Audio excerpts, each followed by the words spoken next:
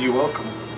That's my goal, that's my dream, to live in a creepy museum with lots of books, lots of macabre things, shrunken heads, human artifacts, just anything I could possibly accumulate. And so, like, that kind of just always stayed with me. I never grew out of it. It was never a phase.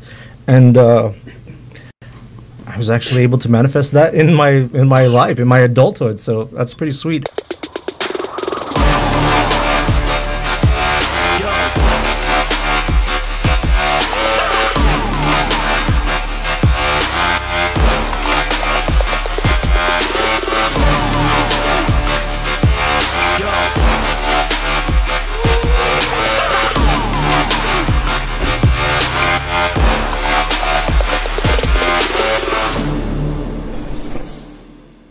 Greetings, heinous hominoids. It is I, Orlok, the Herald of Hell, the Desecrator of Masturbators, the Tickler of Taints, the Harbinger of HorrorWeb.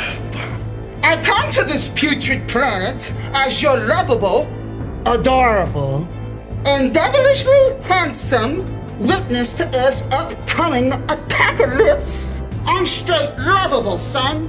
Tonight we have a deliciously dreadful treat for you humanoids. As many of you know, in an unorthodox throw of compassion, I, Orlok, had decided to save a few of the most bastardly bipedals of your Earth.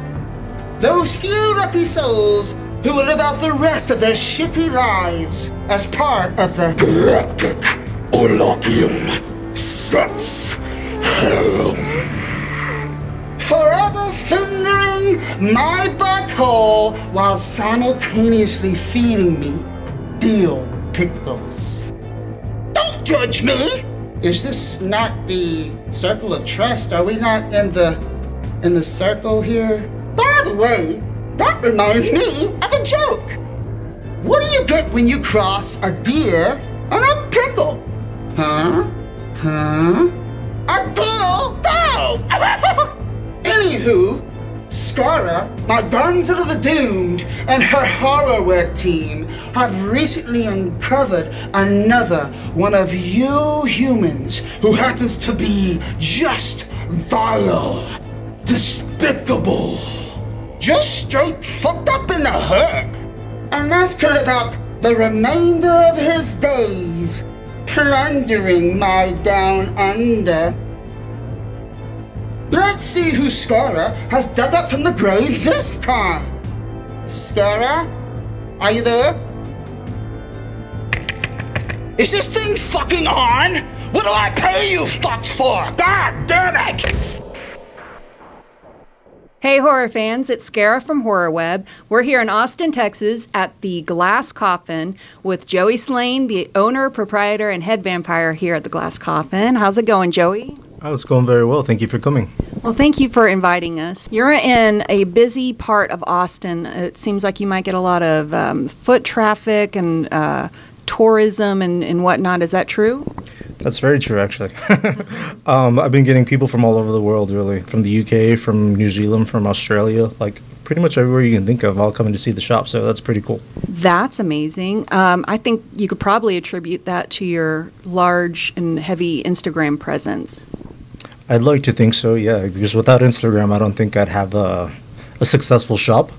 I'm pretty well known, like, you know, for being a vampire, but not only that, for having the Glass Coffin, which is an oddity shop, a curiosity shop, and a lot of people are very intrigued by that sort of thing. So I think it was probably a couple years ago when I actually got the name for the Glass Coffin, because I've gone through so many names before I was able to come up with the Glass Coffin that I could actually get behind. That was kind of, I guess, the thing that pretty much clicked, that brought all the followers in because of my constant posts about not only being or living a vampire lifestyle, but everything that I was passionate about, everything that I was living, everything that I was posting onto Instagram. So I think a lot of people were very intrigued by that. How did you come up with the Glass Coffin name?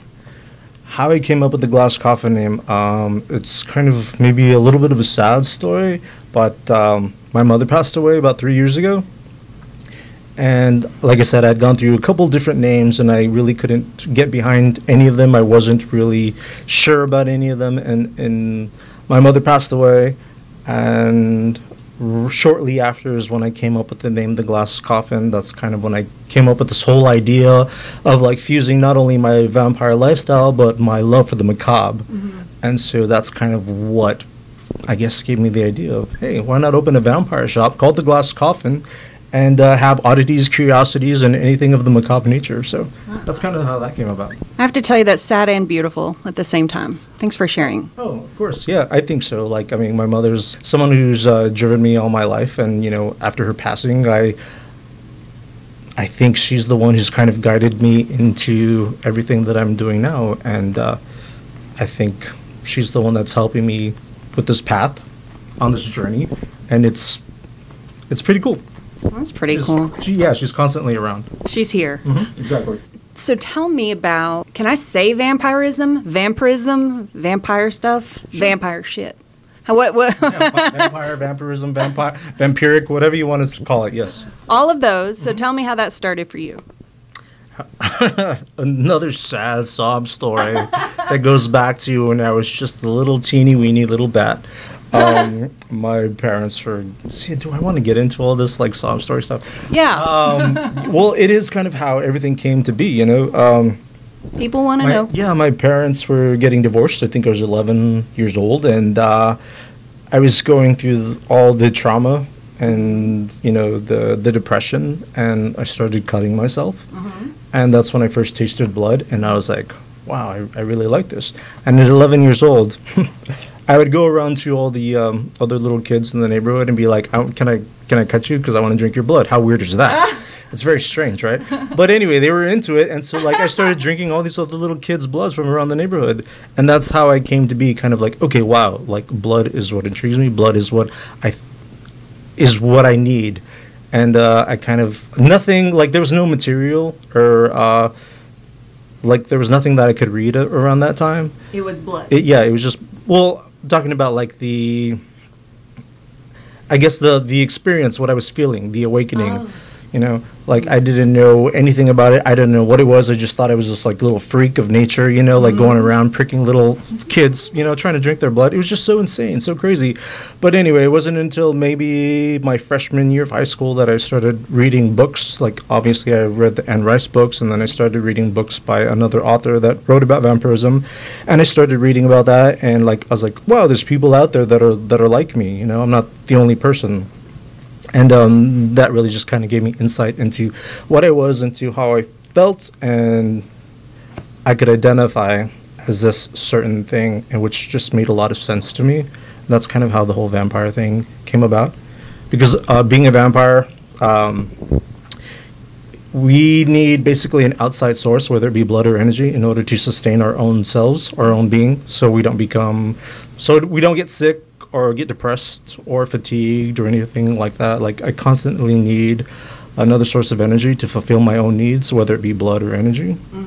And so that's kind of how this whole thing came about. How, you know, strange. I'm like fascinated that the other kids in the neighborhood were totally okay. They were down for a little of the blood drinking. Like that tells me like that something was right about the whole ordeal. If they're like, oh yeah, it's just Joey's a little blood. Yeah, I was always like the freak kid. You know, I was obviously bullied, you know, which just comes with the territory of me like being the little freak kid. Like, hey, can I drink your blood? They're like, what? What the fuck? You know, it was crazy, but it happened. Were you not like the cool kid? Like you seem like you would have been a cool kid though. No, I was a kid that everybody bullied because they thought I was just such a freak, you know. Yeah. Isn't that always the story? It's surprising, though, that they allowed me to do these things, but yet they, like, bullied me and they called me names. Well, you had the power over them, obviously. There's a little bit of that power. Over them. I think that's kind of what's helped me all my life is I've always had power over people, and I've always been able to get my way, which is strange. You definitely have a presence, you know. So when was the first time you went to New Orleans to go see all of the cemeteries and the Anne Rice house and all of that? The first time I went to New Orleans was probably like 5 years ago. Wow. Yeah, not too long ago. I went to New Orleans with my partner at the time and just kind of checked out New Orleans, went through the cemeteries, went to my first vampire boutique, the Boutique du Vampire, which was pretty inspiring. But this was actually after Katrina, so it wasn't It wasn't like it should have been at the time because of the whole natural disaster and whatnot. But yeah, it was great. It was wonderful. I loved it. That city just really calls to me. It's got a very fascinating history, you know. We, you know, at HorrorWeb, we're based in Austin, Texas, but of course we go worldwide. But we are always talking about how, for being, you know, the Bat City, we're not as spooky as we could be. Mm-hmm. What do you think about that? I think Austin needs to step it up. I think Austin needs to be fucking spooky. Like, I mean, I think that's one of the reasons why I created the Glass Coffin and why I decided to open up a shop. Because as much as I love Austin and there's so much to do and so many like people coming in from all over the world, and it is the Bat City, you know. I was like, why not open up a vampire shop in the Bat City? I just like, why hasn't anybody done that before? And it just kind of waiting for you. Yeah, it just kind of came to me, and I was like, "Fuck it, I'm gonna do it." And so I did it, and it's been very well received. And like I said, I get people from all over the world now, so it's pretty awesome. So was it you going to New Orleans and seeing that vampire boutique? That's what made you want to open this one, or did you already have plans? I've always had plans since I was a kid.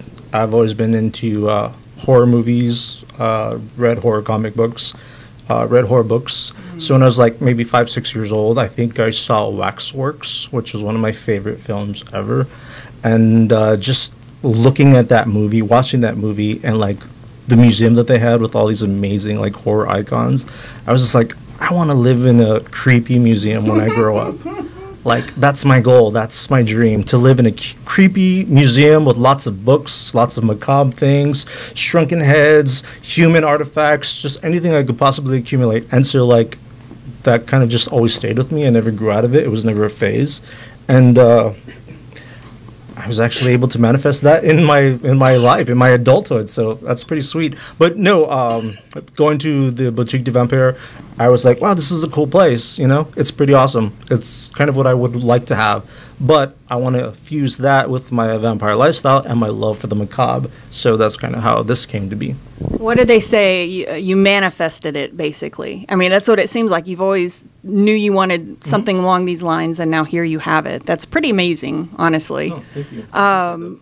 I get that from a lot of people, like, they're like, you're living a dream, and I was like, you know, it's a dream that I manifested, something that I wanted all my life, and I think living this lifestyle and doing the things that I've done have really allowed me to do such things, you know? Yeah. Because it's not the norm, it's not what most people do. No. It's not a lifestyle that most people live, and I think it's very fascinating, intriguing to most people, so I figured I'd run with it. It's my niche, it's my thing. And just like I said, fusing the vampire lifestyle with the macabre is my passion. And so it works. Yeah, it works. I think people are very much drawn to people that are living their true life, their honest self. And that's definitely what you're doing. And it really shines through. This whole place through and through is like everything, every piece up here, everything's situated by you. Like this is almost like being inside of your brain. It's pretty radical. Oh, I just said radical. Tubular, dude. No, yeah, it's very much an extension of me, of who I am. I mean, my whole house is like this. Yeah. You know, I just wanted to create a place that I was comfortable in, and that I know I would, if I was to go into a place, and I would just be so comforted and welcomed. Like, that's the kind of place that I wanted to create. And I think I've been able to create that because most of the people that come in here, they're like, wow, this is so awesome. Like, I just want to hang out here. You know, and they'll stay here and they'll just like want to have a conversation about like all kinds of things. And, you know, I really like that a lot. I feel like I've created a space where a lot of people who are not into the norm feel welcomed. Well, you're a very gracious host. Like, you greet everybody, you make sure everybody's comfortable, and you know, ask if they, you know, have any questions. I've been in here a few times, and you've always been just lovely. And I think it was one of our crew members' first times here today, and he was saying that he just kind of walked in like, you know, can I live here? I just want to stay. Like, just put me on the shelf and let me be here. Like, I imagine you get a lot of spooky kids coming in, and spooky adults, and or people that just look like just normal white bread USA that come in and probably like breathe a little easier because you've struck a nerve. Is that correct? Yeah, I totally agree with you. Yeah, like my clientele or the customers that come in here is very diverse. I get everything from like little goth kids to like older couples in their maybe 60s, 70s who collect these very strange things. And like I said before, everybody really likes it. I get a lot of very positive feedback from people.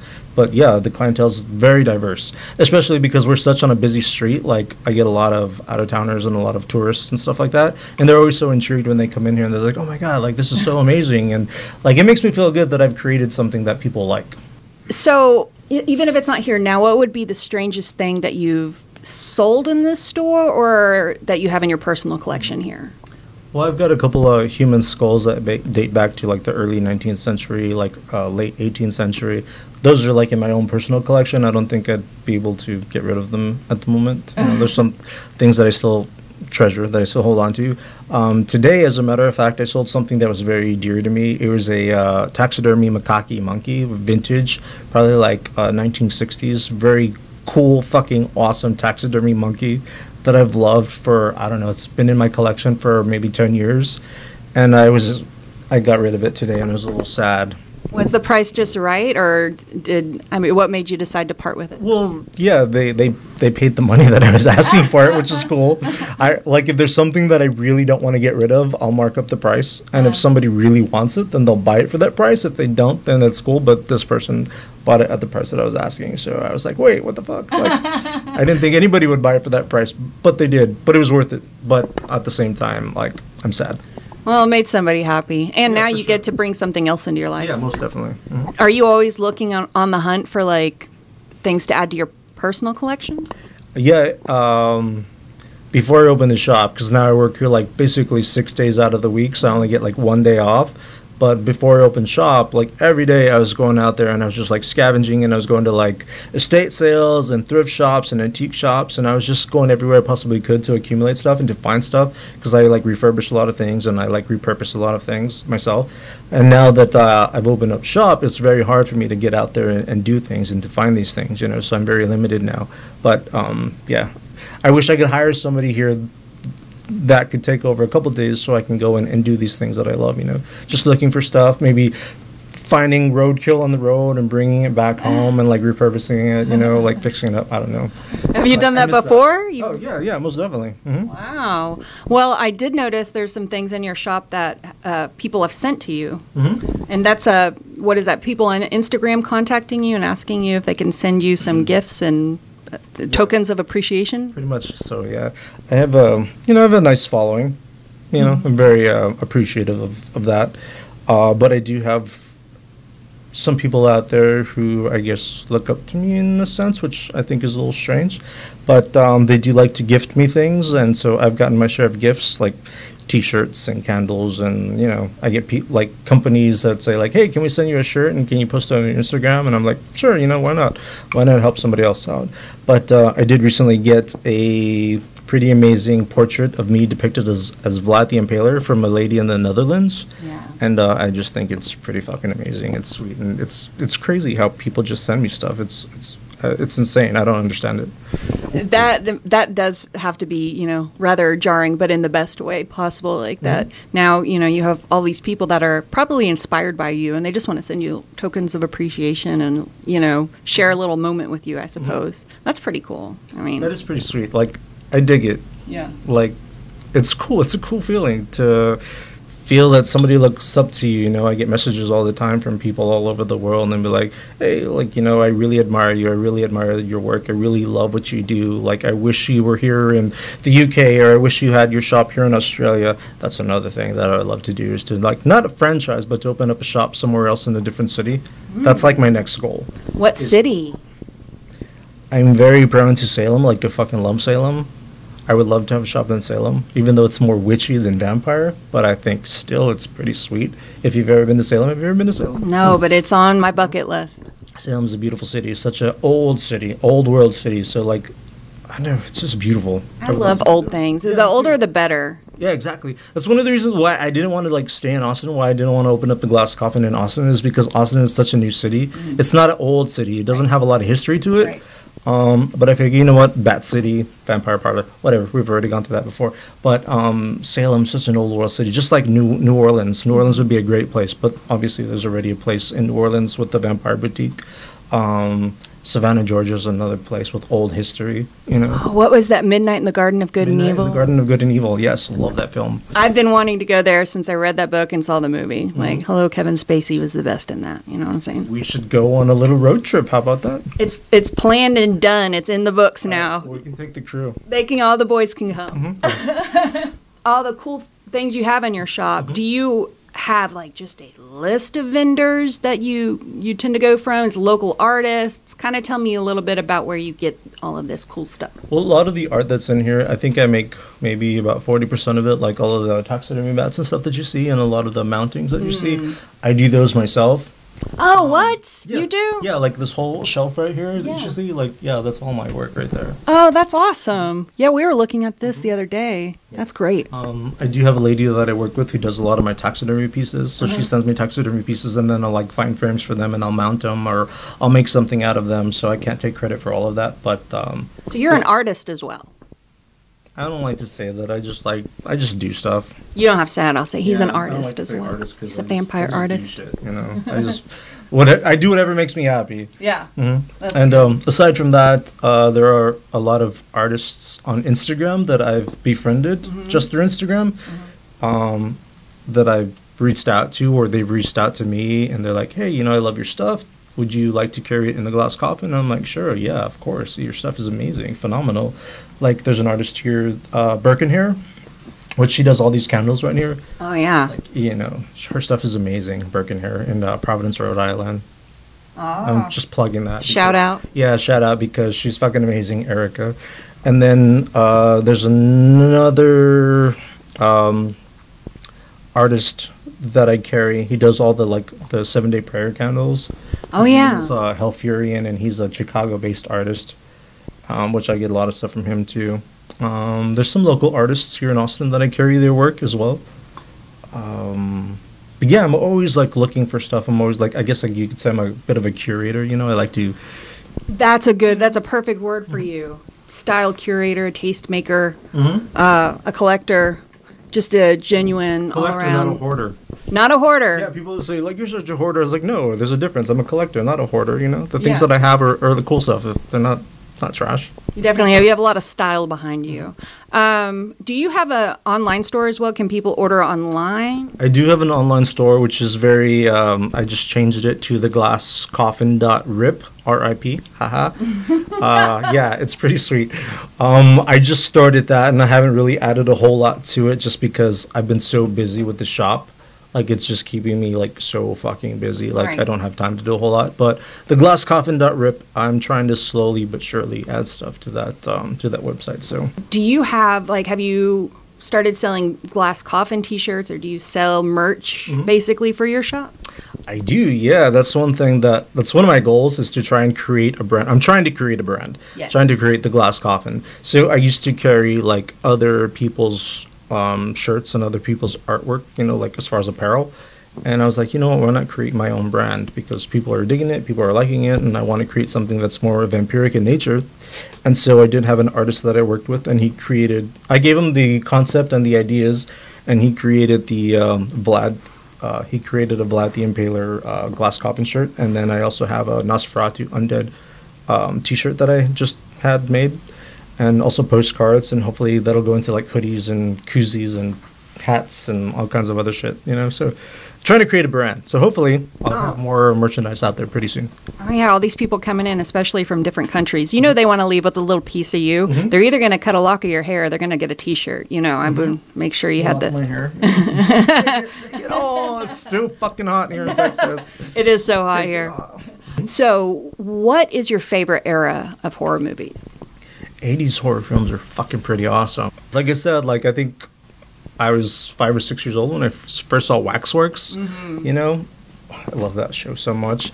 Ghoulies and like Night of the Demons. Yes. And you know, like My Best Friend is a Vampire, First Bitten, you know, or Once Bitten, I should say. Like all these like horror films when I was a kid kind of molded me into what I am today. So, did you know that The Lost Boys. oh I yeah, have to mention The Lost Boys because that's my favorite vampire film ever. So it's the best vampire film. No, I do notice that like people that grew up watching horror like from a young age, like that's how I am too with a lot of things. Like if I go to the movie theater to see a scary movie and then something happens that's supposed to be really dark or sad, do you laugh? I laugh usually. I laugh hysterically because I think fucking horror films are the best. That's my entertainment. It's a seriously. good time. Yeah, it is. It's a great time, you know? Have there been any movies recently that have been like, that was a disappointment? I can't think of any off the top of my head. Well, that's good. But I will tell you one of my favorite. I don't even know if it would be considered a horror film anymore. But Only Lovers Left Alive. Have you seen that one? No. Only Lovers Left Alive. It's a vampire film. Made like maybe 2-3 years ago. It's with two amazing actors. The guy who played Loki and Tilda Swinton. You know. I know the movie you're talking about now. But anyhow, yeah, it's called Only Lovers Left Alive, and it's like a modern day vampire film. And I think that's one of the very first films that I've like been able to relate to, just because of their characters. They're so introverted and so like hidden and secluded that they don't want to deal with what they call in the movie zombies, which are basically like humans, mortals. They're like so over them just because it's just a monotonous, you know, boring thing that they've sheltered themselves because they don't want to deal with that anymore. And that's kind of how I live my life too, even though I shouldn't. I become so introverted and so secluded because I just don't want to deal with daily living and people in general. I have a question about that. So, vampires can feed off of blood or energy. If it's a bad energy, does that affect you negatively, or do you have to just stay away, or how does that work? I would say that it probably is a bad negative energy if you're taking from somebody who is negative or has been through some sort of trauma or whatever. But I've got a pretty good sense of character, and I also know who to stay away from. So it's just within my nature to be like, I will only take from the people that make me feel good or that I feel that have a positive impact on my life. I will never ever take from somebody who's just draining. Is it something you ask somebody? Yeah, most definitely. You always have to get permission from somebody before you take any kind of energy or blood. You know, always have to get that consent. You know, once you do get that consent, then it's a mutual thing, you know, and so, yeah. That's interesting. We could do a whole series on just that alone, but... So, Joey, you're leaving the vampire parlor, and you're going out to the parking lot, and you get sucked up into a alien spacecraft. You're up there. I know. They've been stalking your ass for fucking months, and now you're up in there in their cool little headquarters in their spacecraft hovering way above the Austin. Am I going to get anal probed? Exactly, you are. Oh, yay. Haven't been anal probed in months. I don't believe you, but I'm excited. Give me another glass. I'm ready for it. Do you? The question is. What's the question? Do you tell anybody about it? Fucking social media. That's how you're following. Guess what, guys? I just got anal probed by aliens. I wonder if anyone would believe you. Why not? Yeah, I don't know. Why not? I got pictures. I got my phone. Is it, would they? Yeah. Well, Snapchat that shit. You're unique. That's the first answer like that we've had. The Snapchat that fucking probing. That fucking shit. Yeah. Snapchat that probe. Probe going up that ass. Hey guys, look at this. Just kidding. Yeah, exactly. Speaking of probes. Probes. Yes. Okay. Well, Joey, thank you so much for talking with us. Like, you've just been a dear. This is you're gonna have a hard time getting us out of here. It's just a beautiful shop. Horror fans, thanks again for joining us here at the Glass Coffin with Joey Slayne in Austin, Texas. Comment below on what you are excited to see when you come visit the Glass Coffin, the Vampire Parlor. And also let us know if you want us to maybe do a story on some of the upcoming events that Joey's going to hold, like maybe a seance or tarot readings or some Ouija board action. Comment below, let us know. And until then, it's Scara from HorrorWeb's signing off, and we'll see you in your screams. Mwah. Woohoo! I don't know about you guys, but I gotta wrestle the old Cyclops after that, if you know what I mean. What can I say? Vampires, they just know how to tickle my pickle. Joey and his crew at the Glass Coffin will make a devilishly delicious addition to my Galactic Olagium Sex Harem. His creepy creations and morbidly macabre markets have made me gorefully giddy. Thanks for sharing, ghouls. Until next time, Remember, heathens. witch is witch. In the witching hour, zombies rise and brains devour. Vampires fly and sip on blood. Werewolves howl in your neighborhood. But none of these will save your soul as your death bell begins to toll. For it is I, Orlok, who you should fear, as I herald your death. The end is near.